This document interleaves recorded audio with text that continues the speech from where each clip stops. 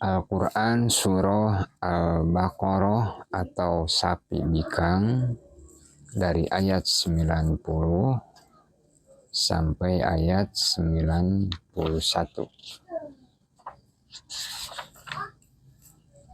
A'udzu billahi minasyaitonir rajim. Abdi nyalindung diri ka Allah tina godaan syaiton anu dilaknat. Bi samastarau bihi anfusahum ayyakfuru bima anzalallah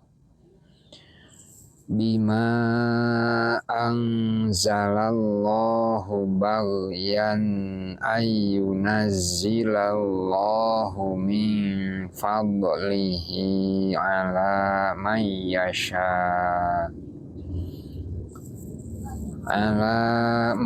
yasha'u min ibadihi faba'u bi ghadabin ala ghadab walil kafirina adzabum muhin.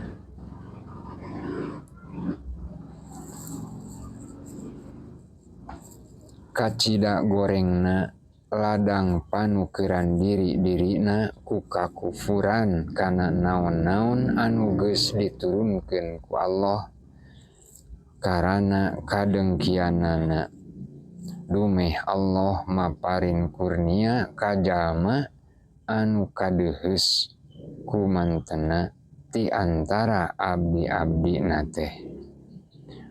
Ku kituna mejehna maranehna menang bebendon deui jeung pikeun kaum kafirin teh siksaan anu kacida hinana. Wa idza qila lahum aminu bima anzalallahu qalu nu'minu bima unzila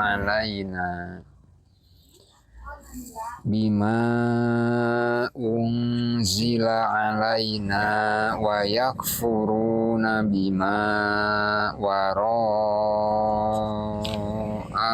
wa huwal haqqu musaddiqan lima ma'ahum.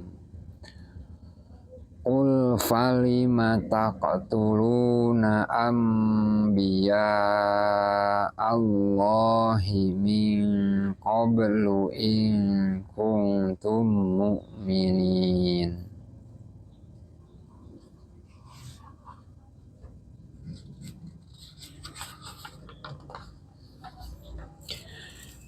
Jeung upama pok dicaritakeun ka maranehna, arandika kudu ariman kana kitab anu diturunkeun ku Allah. Maranehna ngajawab, kaula sararea ariman kana kitab Taurat anu diturunkeun ka kaula sararea. Jeung maranehna henteu ariman kana kitab anu sabadana. Padahal eta Al-Qur'an teh hak anu ngabenerkeun kana isi kitab maranehna.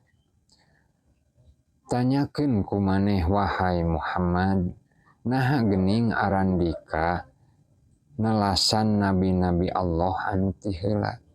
Upamanya mah arandika ariman. Walaqad ja'akum Musa bil bayyinati tsumma takhattumul ijla min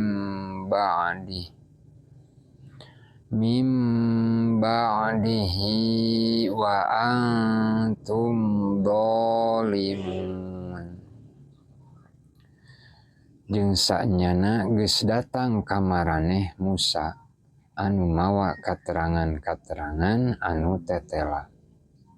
Tuluy sabada meunang katerangan-katerangan ti Musa, maraneh beut nyarembah anak sapi lantaran kitu maraneh teh darolim. Sami'na wa ata'na ghufranaka rabbana wa ilaikal masir.